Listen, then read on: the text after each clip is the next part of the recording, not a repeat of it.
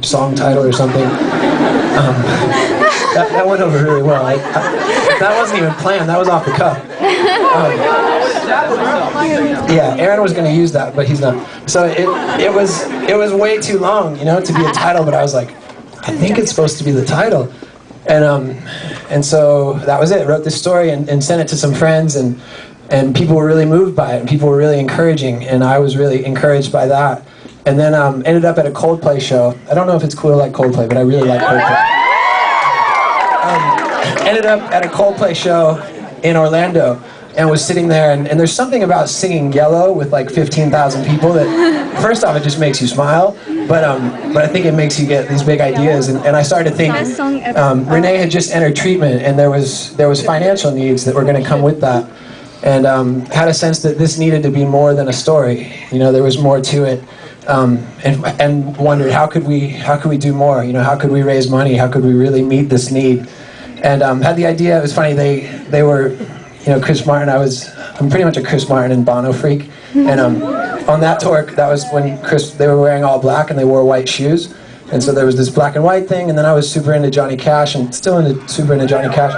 So there was just this idea that we're gonna make T-shirts, and of course they're gonna be black, but the letters will be white, and we'll put the funny title on the shirts. And I think we ordered 200 of them, and it felt crazy. It felt like a huge number. Like it was really ambitious. We got permission to sell them at our church, at our community in Orlando, and then actually the first person to wear one of those T-shirts was a buddy of mine, John Foreman, who plays in a band called Switchfoot, and.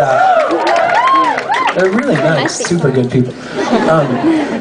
And it was funny. It was this funny moment because it wasn't a nonprofit. It was no big idea. We were just trying to help our friend. And I was there with John when we got the first box, and we opened it up, and we were actually we were at FAU in South Florida, and you can get a cheer for almost anything tonight. It's awesome. So we're at FAU, and the place is sold out, and it's like 2,500 people, and John's about to go on, and he says, "Hey, could I wear one of these shirts on stage?" And I'm not like a marketing genius or anything, but I was like, I think that would be okay. Like, you don't even have to pay for it. And so John wore the shirt, and it was funny. Like, he didn't know we had just launched a MySpace, but he didn't know the address or anything. And so he gets up and he says, "Hey, check out this thing, To Write Love in Our Arms. You can find more about it on the internet." And I was like, "John, that's not going to work. Like, people need an address, And I'm going to get to the important part, or I'm getting to the important part. But I was wrong, and basically I went home that night, and there was messages from people that had been at the show. Some of you guys at the show? I saw some hands.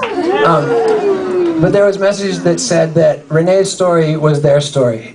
There was people that said they had lost loved ones to suicide. And there was people that said they had considered suicide.